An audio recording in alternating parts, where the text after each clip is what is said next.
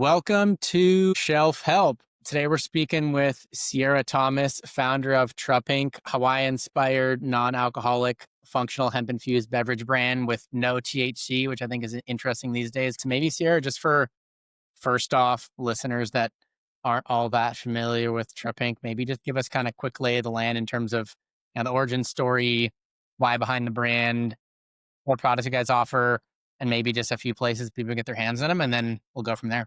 Perfect. Well, Tropink, it's a premium non-alcoholic functional beverage. I try to position always as functional and tropical because the functional ingredients, spoiler alert, with the new ones coming out, might not have CBD or vitamin D in them. So that's the lane I've always been in. The reason or why behind why I created the brand was back in 2010, I was working in the music and ad industry, super fast paced, super celebratory, concerts, events, entertaining, you name it.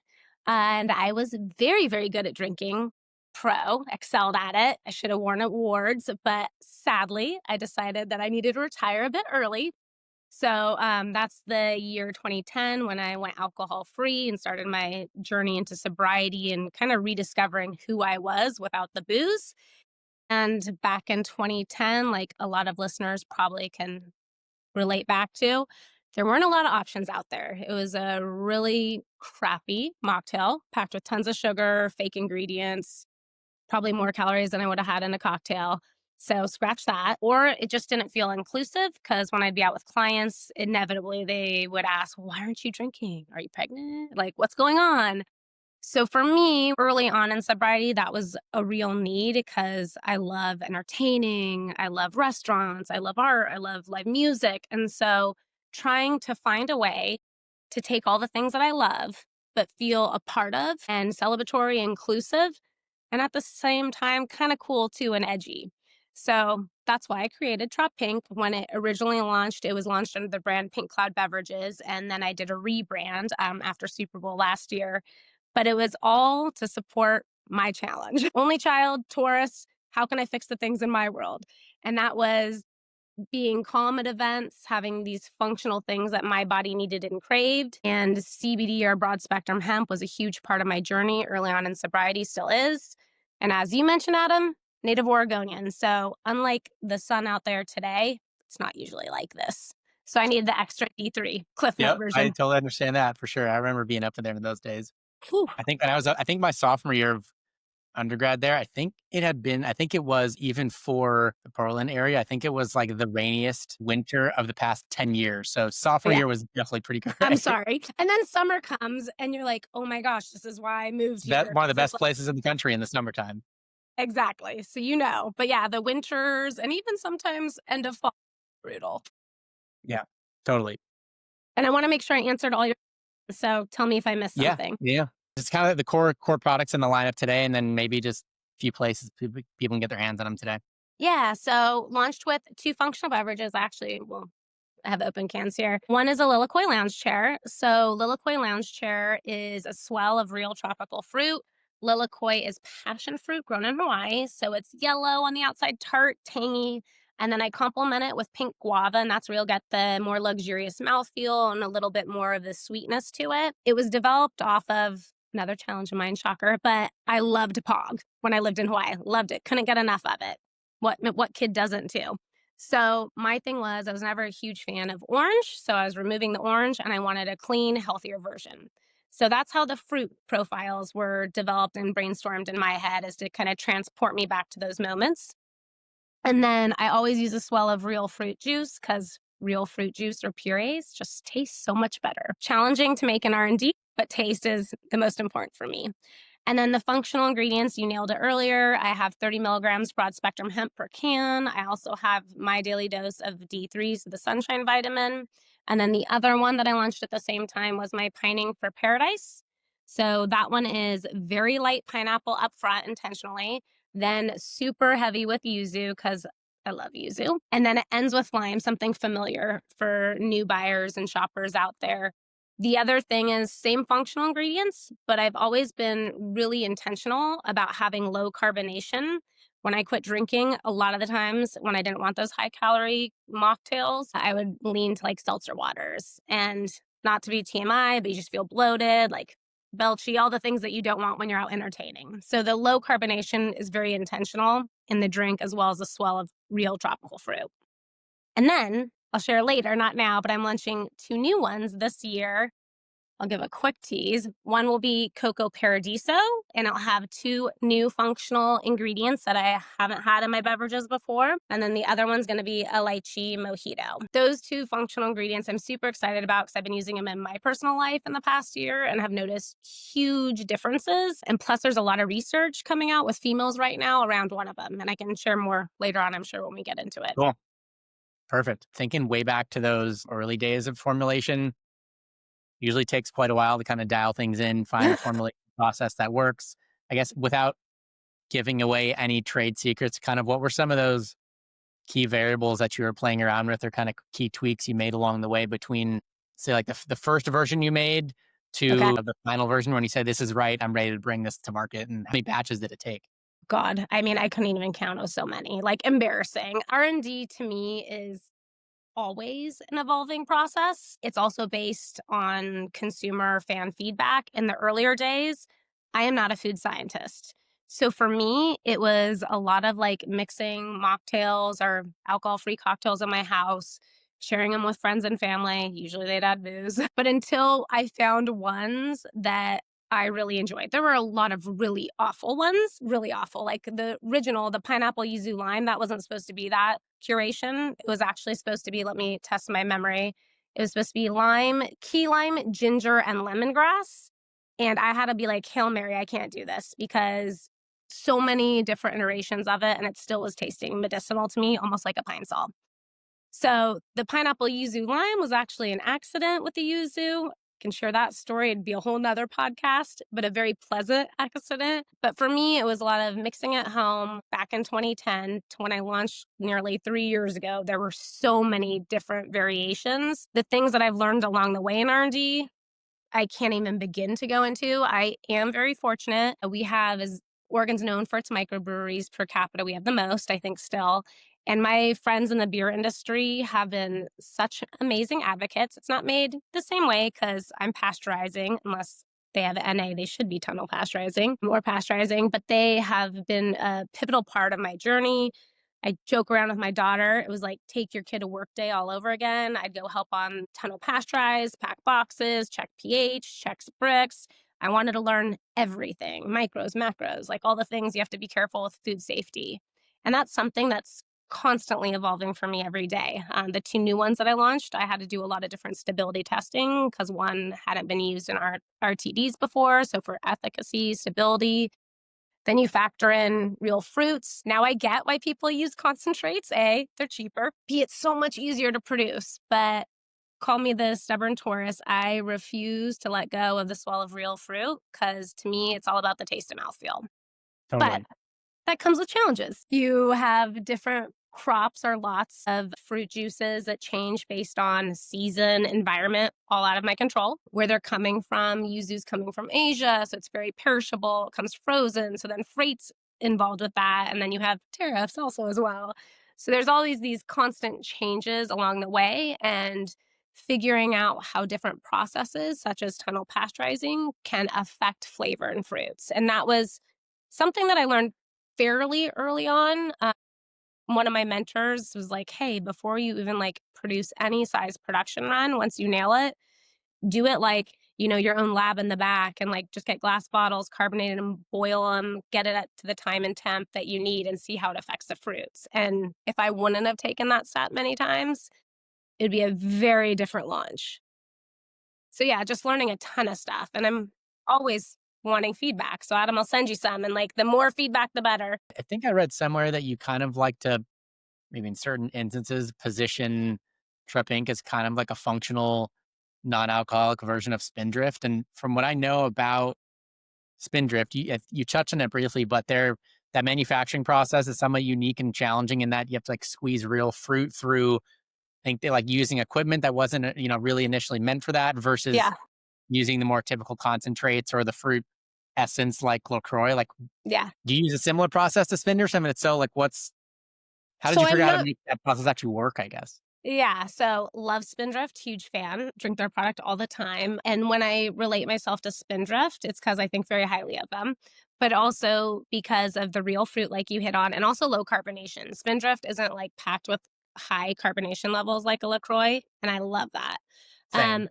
I would assume that we use very, very similar processing. They're going to have to pasteurize their product. So there's going to be a prescription time and temperature just to make it shelf stable and safe. One of the things that I learned early on in food safety kind of brings us way back to like my childhood high school days, dating myself with Odwalla when they had the huge recall with, real fruit, not pasteurizing. So there's different ways to do it. You can do tunnel pasteurizer, which basically layman's term put it through a dishwasher and it's heating it up slowly. You can do HTST or flash where it goes in hot into the can, so it's pasteurized before it goes in. There are different types. I use tunnel just because I'm very particular about micros and macros and things entering the can before. So I want to be extra safe. It's a double step for me, even though they're low pH. As far as squeezing real fruit juice, they're not sitting there squeezing real fruit juice, but there are larger machines that help accomplish that. And it depends on the type of product, fruit. So there's different filters that you can use. There's centrifuges, which is lame term would be a huge food processor. So sometimes I will use that, for example, with my pink guava, because guava has a lot of viscosity, but not all of it, to help with production yield, but then still incorporate some of it without using that. So you still have the mouthfeel. But there's so much equipment, it's expensive equipment out there and different ways to go about it. But as far as processing, yep, we're still going to have low carbonation. We're still going to like have that kill step for safety measures. So similar. On the infusion side of things, Hmm. I'm pretty sure you put a big focus on using broad spectrum hemp extract versus hemp isolates, which I built a company in the regulated THC space in California in the past. So fairly familiar with this space. And I'm Love. curious, like, what kind of R&D experimentation did you do? And like, what are the results? So results show that kind of led you to commit to this broad spectrum. And I guess for those that aren't familiar, as part of that answer with the differences between the two and kind of the entourage effect, and maybe give us Okay. a quick crash course as part of the Totally. answer. I mean, there's hundreds of cannabinoids out there, and there's many providers that have CBD, whether it's isolate, broad spectrum, full spectrum. I'm always big on they're not all created equally. And so for me in the beginning, anything with R&D, since I'm not outsourcing it and I'm doing it myself, it just takes a really long time. Like the two new ones, I mean, I've been talking about working on for 2+ years. So when it came to using broad spectrum hemp, I chose that one versus isolate or full spectrum for two reasons. And this is my personal opinion. So for isolate, they're stripping everything out except for CBD. And so for me, I felt like for me to metabolize it and get that effect that I was searching for, I needed a much, much higher amount. So say like when I first started taking like tinctures and maybe I was starting off with like 25 milligrams a day, like I might need on upwards of 50 plus to like have the same kind of reaction within my body. And then there's broad spectrum. So broad spectrum, very similar to full spectrum, however, no THC. So the reason why I chose broad spectrum is because they use more of the terpenes, more of the plant, the flower. It creates that entourage effect more solid, in my opinion, than an isolate.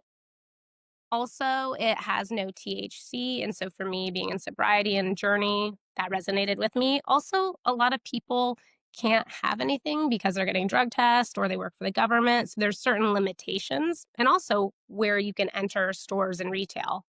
And then full spectrum, just take broad spectrum, same, limited, small amounts of THC, like albeit very small because it has to go along with the farm bills. But with full spectrum, I didn't use it because two reasons. One, it had trace amounts of THC in it. And two, quite frankly, out of like the many that I tried, and there were a lot in R&D, it just always tasted really hempy and bitter. Mm, And I couldn't really find one that worked. So yeah. I narrowed it down to three different providers, and I would recommend any of these three providers to anyone in the RTD space. And it came down to efficacy. So dosage, you have to make sure because CBD is oil, so it has to be soluble and work within a beverage. Otherwise, there's no effect and it's pointless, water, oil. Also, you have to worry, or I had to worry about can liners That's a big part of it, not to geek it out, but there's certain can liners that you can and cannot use because of scalping. I had to consider the provider of the can. So, like working with companies like Ball to get their testing and all their research ahead of time. And then also just having the efficacy as far as dosage, that once it's inside your beverage, it will live up to what you claim after pasteurization, after mixing, after blending. So I actually dose a little bit higher based on knowing that there could account for some scalping. And then I do third party lab tests after every single run, which leads me to another factor.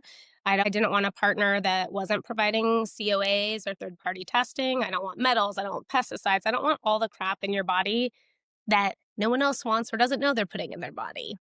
And then I'm trying to think, oh, and taste. Like I didn't want it affecting the real fruit juices and affecting the flavor and taste. So that was like number one tied with efficacy. In terms of sweeteners, I think you Mhm. guys use blend of allulose and monk fruit. Did you experiment a variety of different options? And why did you feel like that blend ultimately was the winner?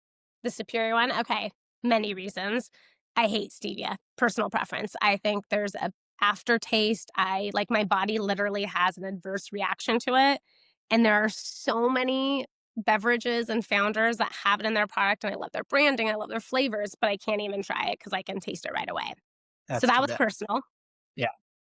Erythritol, you can research that one. Not great for you. Well, yeah, I'm aware. Yeah. So that was out from the get go. I experimented with honey in the earlier on days. And the reason why I didn't go with that higher calorie count, also, honey can crystallize. So, as far as production, you're dealing with a lot more steps involved. And then for the reason why I chose, and it's very, very light, I don't like sweet beverages. So, this is like very lightly sweetened. I chose monk fruit and allulose blend for it being a clean option for not metabolizing the same way. And monk fruit on its own can sometimes be a little bitter. And so the combination, when pairing the two, it didn't leave that bitter aftertaste. And then allulose, for those that don't know, is derived from like figs, raisins, maple. And so it has a really nice mouthfeel as well that lent itself to the recipe and batches that I was doing. But like I said, really small amounts. The next two, one doesn't have any sweetener at all in it. It's just all the fruit. And then the other one, based on the fruits that I shared them earlier, the lychee mojito actually uses brown sugar because just that caramelized type taste with it. So Hmm. those will hover about 50 calories versus my current two at 20. But those were the reasons. Yeah, makes Clean taste and yeah. shifting gears a little bit, thinking Mhm. back to those early days of building at least the V1 of the brand identity packaging design, which I know you said started out as Pink Cloud. What were kind of the key variables that were top of mind for you? And how did your Hawaii influence play a part in that? Oh, it played a part in everything. I love the branding and marketing. This is like where I get excited almost as much as what's in the can because that much time and thought went into it. Very fortunate. My buddy has a design company. Shout out for Joel Brandon. If you guys need design, all these wonders. Not only a good friend, but very talented. We go way back from our days in the music industry. He actually did my wedding invitations. Like, he knows about my sober journey. So it just felt like the perfect person to align with. And also, he knows how crazy I am about marketing and branding. So he knew all the iterations that were coming and he still jumped on board. It was a fun project for many reasons. One, at the time, I don't believe he did any CPG products, primarily like footwear and lifestyle. And so it was a challenge for him, but an exciting one. And my main focus is I was very, very concerned, always like that North Star leading me in the right way. So Pink Cloud Beverages, I'll just briefly go on the reason why when it launched and the transition. But Pink Cloud Beverages is kind of my unicorn name. And what I mean by that is Pink Cloud is a term in sobriety. It's after a couple months when you come out of detox, if you will, and you have these moments of elation, euphoria, you feel on top of the world. And so those feelings also were the feelings that myself, my husband who drinks, friends and family that drink feel when you're on vacation. Like it's those moments where you can breathe and it's just like you just can like let it all exhale. And for me personally and my family, those moments are best found on white sanded beaches with teal waters. That's just my passion and my love. And so pink cloud for the sobriety terms, and then also for transporting you to that tropical state of mind where you look off into the sunrise or sunset and you see just those pink, beautiful coral, like ombre-ish looking clouds. Fast forward to the rebrand of Trop Pink. which no one tells you how hard a rebrand is if all you're rebranding is the name and you want to keep everything else the same because you have to think of so many different elements. So many. Yeah. So many. I mean, I think it's harder than just like starting from scratch. So part of me, I was like, oh God, what was I doing? So I rebranded for a couple of reasons. Number one, inclusivity. This is a drink for everyone. It's not just for people in sobriety like me or sober curious. Shoot, my husband uses it for a mixer for a healthier version, entertaining. So multi-purpose drink. My entire thing was taking people and transporting them to that tropical place, those moments of elation and euphoria, just like in early on sobriety for me. And so my North Star was always being transporting people to that beach. And so you can see a little bit as far as the can, some of the inspiration from the beginning were those sunsets, the bright colors, but also knowing consumers. You have 3 seconds or less when it's on the shelf. So something that was eye catching and popped and stood out that you knew exactly the flavors. If you ever have seen lilikoi or passion fruit cut in half, it's not attractive to look at it. It's And not great. it's using the flowers, but then just being straightforward, what it is. And I always try to start with something that might be new to a consumer. So might be familiar with purple passion fruit, but not maybe lilikoi. And then guava, something that's more commonly used in their everyday life, whether consuming, sense, you name it. And then same thing here. And then always calling out the functional ingredients, the benefits, and what that is. Also, I gave Joel another challenge. I mean, I should show you the iteration of design and can artwork. It kept just like narrowing back less and less to what we had on it, which was fun. I have an earlier one somewhere. But also, I'm a huge Andy Warhol fan. I believe he is all about escapism as well. And so felt like it was a natural fit. So you'll see the fruit, it's intentionally like pixelated and very like pop art, just like Andy Warhol's. And that's something that will continue throughout is the bright colors, making you feel like you're in a tropical place. And then that pixelated fruit with the function up top. So that was a mouthful, but branding's huge for me. We set our whole entire brand guidelines based off 3 target personas. We named those personas. We knew what influencers they followed, what shopping patterns they had, what lifestyle activities, where they were at in their point of life. And that altered throughout time too. I mean, it still stayed very relatively close. But once we started having, solid sales and getting into different locations and tracking velocity, we really had a strong identity of who that target fan was. And so they became our North Star, sticking to those branding moments. But what would they connect to? What would Yeah. they want? So that's kind of the Yeah. branding and how it all developed. But man, easily a year, easily. Yeah. It's always a long journey. It always typically takes twice as long as you think. I think it's how to. Yeah. Are there any decision points along that journey that felt that you remember being especially kind of contentious internally or ones that required a lot of debate, or was everything seemed pretty aligned? No, I mean, I think that's part of being an entrepreneur and a business owner. It's always how you pivot and overcome those. Every one of those situations, there's a lesson to be learned. I'll give you one on just like ignorance as a new founder. My like, if I could go back in time, this is what I would do. So my very first run, I was like, I'd been working on it for a very long time. My husband's like, people aren't going to notice a percentage difference of the fruit. Just launch it. It tastes great. And I was like, I noticed the percentage. So finally, I launched on my 40th birthday. That was my deadline for the Good Food Mercantile that was in Portland. It was going to be there. I was going to launch. And that was my hard deadline no matter what. So I had, backfill everything as far as timelines to get everything done in a timely manner. And biggest kind of timeline at the time was cans. You have to order cans in advance. I had to make sure I had the right liners, all that stuff. So total ignorance on my part. I'm just shopping by cost because, cost of goods, want to have good margins.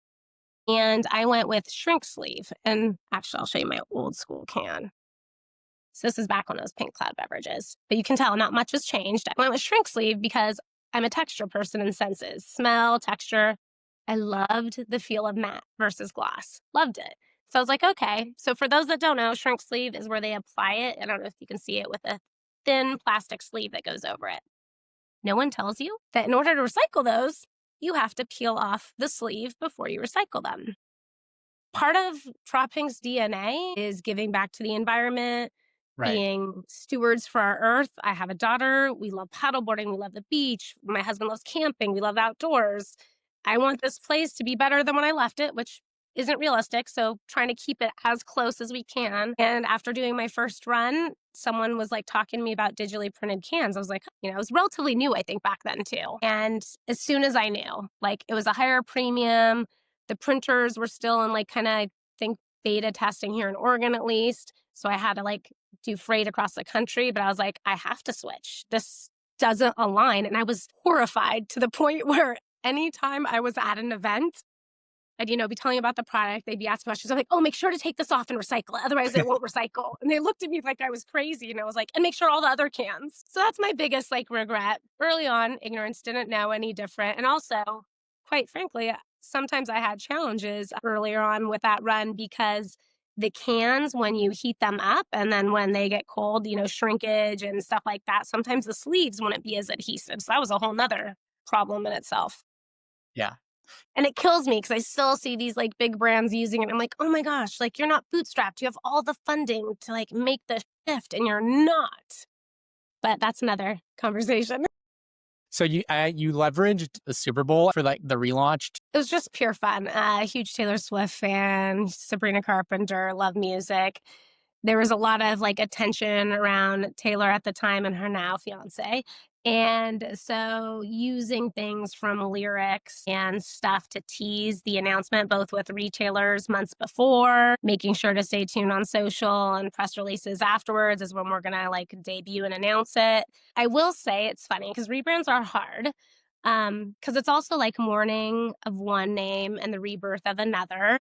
And so you have all these mixed emotions, like, am I making the right decision? And I'll never forget when one of my like buyers was like, I like this new name so much better. And I was like, oh, did you not like the name before? It's like calling your baby ugly. And then I had to do a lot of education too with the name, like Tropink. You look at it, some people might say Tropink, some people might say Tropink. So there was a lot of education and having fun with it on how to pronounce Tropink. Always telling people to check out what it means on Urban Dictionary. Spoiler alert. But it was just a smoother transition than I ever anticipated. And That's I great. think, yeah, and I really do think a lot of that was we were only changing the name. So, like, at the end of the day, everything else was the same. And I had one person that was at an event. They do these huge Portland night markets here in Portland, which is a ton of fun. Local makers are packed. You're seeing thousands of people. By the end of the 3 days, I have no voice. And one of the ladies came up. She's like, oh my God, I love Tropink. I've been drinking it since you launched. And I was like, oh yeah, back when it was, and she was like, oh, Pink Cloud? She's like, oh, I just noticed Tropink now. And I was like, oh my gosh. And it was quick. I'm the one sometimes that slips still. But yeah, it was just a lot easier than I would have thought. From a go-to-market and a retail standpoint, tell me about how you're thinking about your pricing strategy. That was a hard one. Some other earlier on mistakes. So pricing strategy was you want to be competitive in the space. When I launched in Oregon, there's a ton of amazing like non-alcoholic beverage founders here. And at that time there weren't, but there were a lot of beverage founders that were doing CBD beverages. Much more saturated in our market than any other state, in my opinion, because I feel like Portland was one of the OGs, Denver, pretty close second. So that was good and bad. The bad was you have to be competitive, like you said, with pricing. So you have to be competitive enough earlier on so people are willing to make, a shift and try, sample your product. But then also my ingredients compared to most were more premium, meaning real fruit, more production involved, higher dosages at the time of CBD. So that was really hard, making sure to stay competitive, but also get what we were putting into the beverages. And so we intentionally selected more high-end grocery stores. Using ones here in Oregon would be like a New Seasons Market, 21 locations, Zupan's 3, but they're known for curating like amazing products, higher end. Market of Choice, who's really all about like local founders and sharing those stories and what makes Oregon so amazing. And so really starting off, or like the Elephant's Delicatessen, where you go and you get these great like to go or meals to take home that are prepared. Fish tacos are amazing if you're ever in the area. But really targeting places that our target persona, those 3 that we identified, were shopping. And then also thinking lifestyle. So for me personally, when I quit drinking, it was super hard to go out to live music venues or really nice restaurants because I didn't have any options. So that was a personal mission of mine, is to get into those venues, get into those dive bars.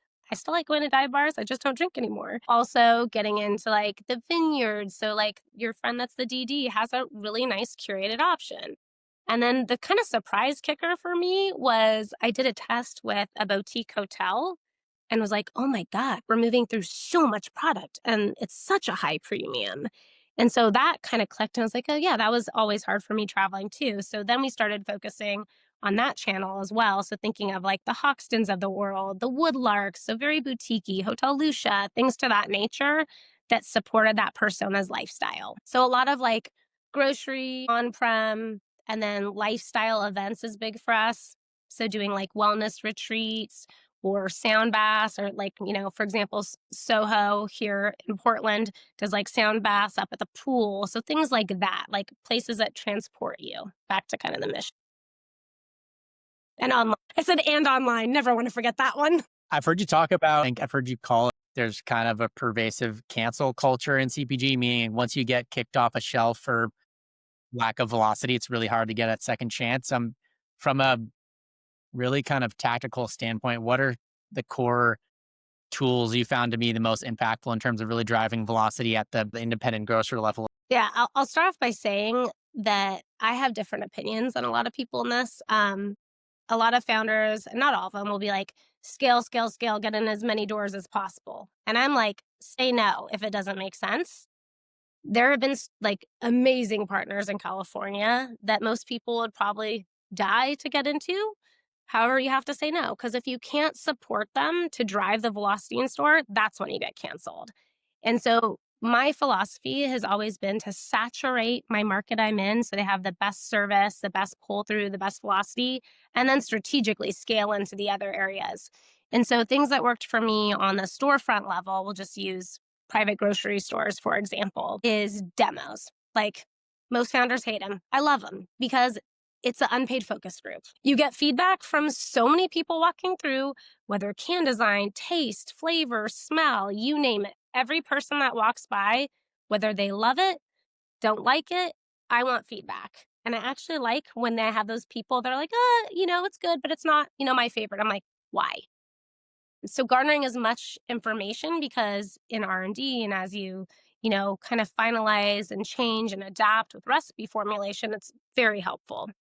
But also once they try it, they usually love it. And so that's pull through in sales. And so demos is huge. In the beginning, I was just doing demos at locations that hit kind of like the target hot zip codes from our online sales. And I think if I would have done that differently, I would have done the ones that didn't have like high consumer purchasing online to introduce them to that. When Mhm. I made that pivot, we saw like velocity in those increase significantly. And then we paired those with special pricing. So whether you do a price reduction or like buy two, get a certain percentage off. And I do those seasonally. And I also do them based around events or things like Labor Day, or where people like back to school, certain events that are big triggers for people to want to have options. And then, like, you think the regular, like Sober October, Dry January, stuff like that. Also, I've been fortunate with some of our partners actually creating marketing pieces for me. So they've done full blown videos like Market of Choice, or like Zupan's created shelf tags. And like, I get to be a part of that process with my brand guidelines. And it just feels like a true partnership, or New Seasons might have it in a flyer with their tropical sale. So it's all about just thinking outside the box and how to activate their shoppers and enhance their experience. So demos, specials, and really events are big for me because I can hit a lot of people and I can have signage that drive them back to those locations, and then the map feature online too. Yeah. At what points do you feel ready to open up a new door?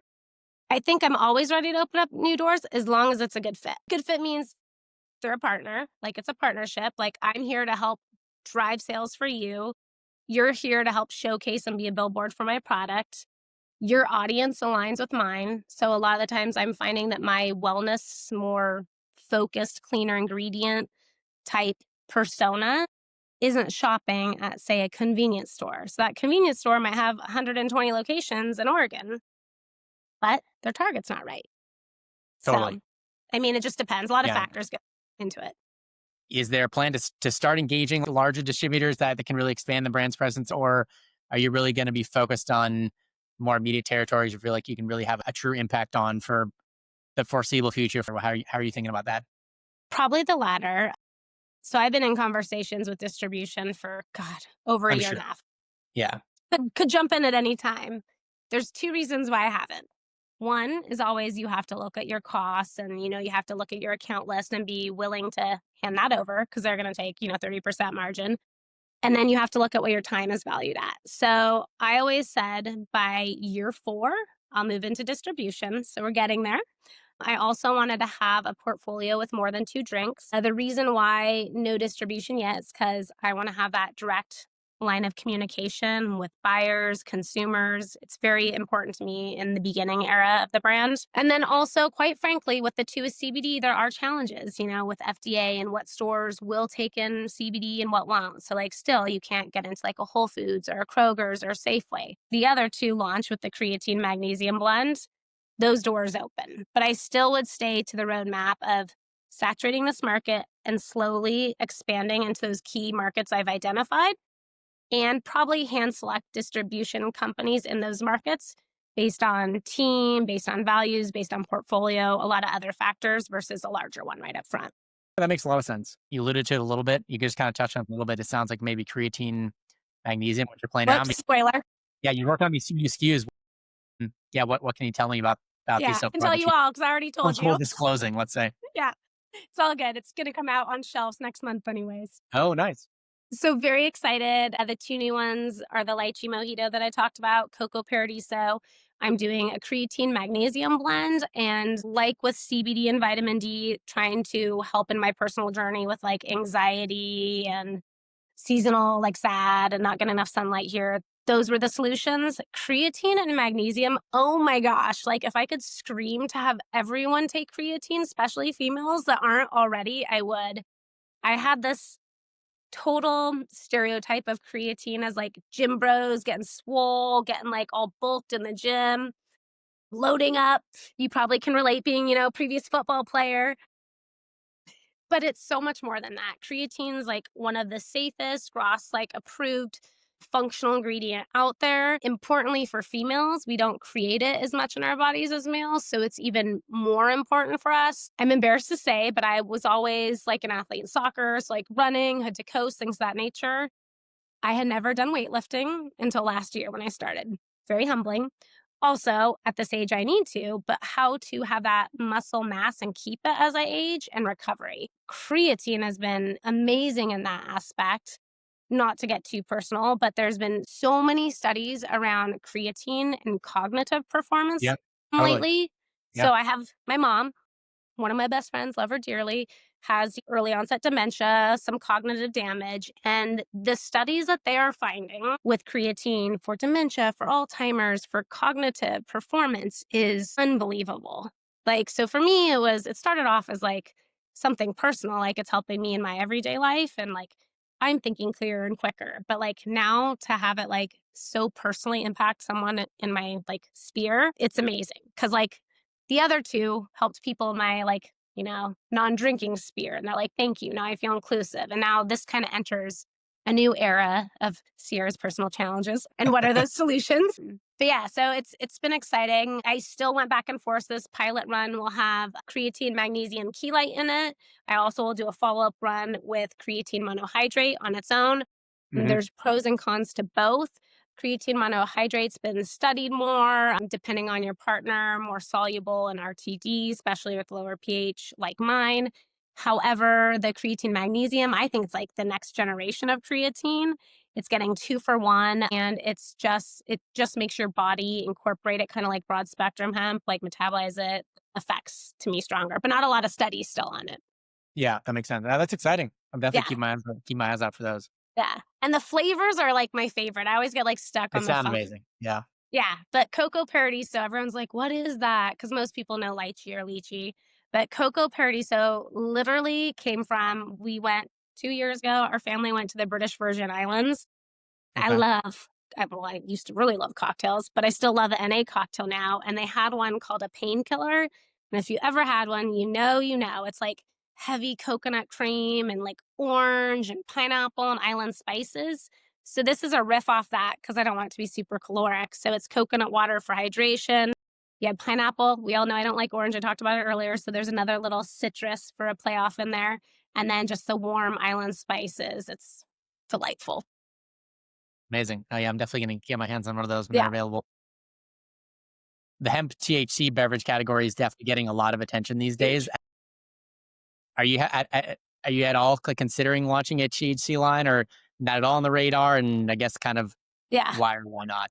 Yeah. You know the answer. I wouldn't say never, never. Yeah, However, like, it's not authentic. It's not part of my journey in totally. sobriety. I will say also a big reason on the strategic, like, founder side is there's so much different compliance and legal around it. It's still in the infancy stages, whether you're using craft hemp, Delta 9, THCV, there's so many different options out there. I would be more inclined to say, want to purchase these recipes and you can white label it and add it.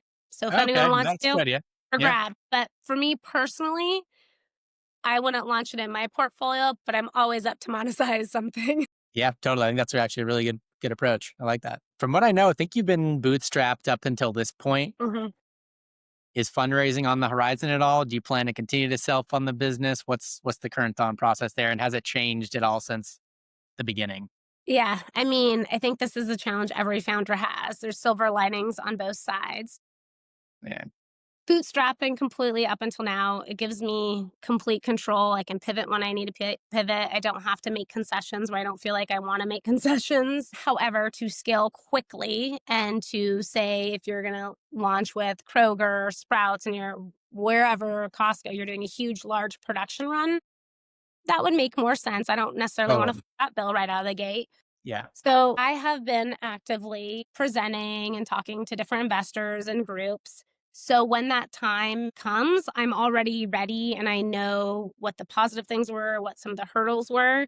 I'm not fundraising now because there's no immediate need. But as you know, like, it takes money and financing, and long term, that's probably down the road from now. sure. I think that's a pragmatic approach. Last question for you: any brands, trends in the broader CPG space that you're just particularly excited about, or things you can kind of keeping your eye on? Well, something that I'm, like, really excited, well, I mean, creatine's fun right now because 'cause I'm in it. Totally. Um, and I feel like there's few brands right now out there that are doing it into RTD, or the ones I've had, I'm like, "Ooh, don't really like the taste," so there's room for improvement. One that I love, going back to, like, my life and things changing, so protein's big for me. I'm trying to have more protein in my diet. So it's really fun seeing what types of ideas and innovations are coming out, whether it's protein popcorn or whether it's, protein chocolates, or I mean, you name it. So that one has been really exciting to watch and just quite frankly try all of them and see which ones, have the best efficacy and taste, obviously. So that's been a fun one. I love watching the THC realm as well. I love watching the craft hemp. So, like THCV, there's some fun brands out there that a lot of my friends like that have kind of, I guess, R&D styles to me, except with adding that. One that's a great one out of California, Can Social. I've always not only looked up to their products, they have an unspiked version, which I do consume. Great marketing. I love it. Kind of like the pioneers in the industry. But then you have, other ones like in Arizona, like Magic Cactus that, are coming up. So those are fun ones to watch. Yeah. I mean, I just love anything NA is fascinating to me, or anything functional. Totally. Yeah, I'm on the same page there. Yeah. What's the best place for people to follow along with you, and then best place for people to follow along with the brand these days? Yeah, I would say probably most active right now is Instagram. So handles at Tropink Drink, Perfect. online tropinkdrink.com. We're getting up there on TikTok. I'm learning, I'm challenging myself. So stay tuned for that. And then LinkedIn, you can follow the brand Tropink or myself, Sierra Thomas. Connect anyway, YouTube, you name it. We're out there. Perfect. Awesome, Lucia. I appreciate the time. This has been great. Super informative.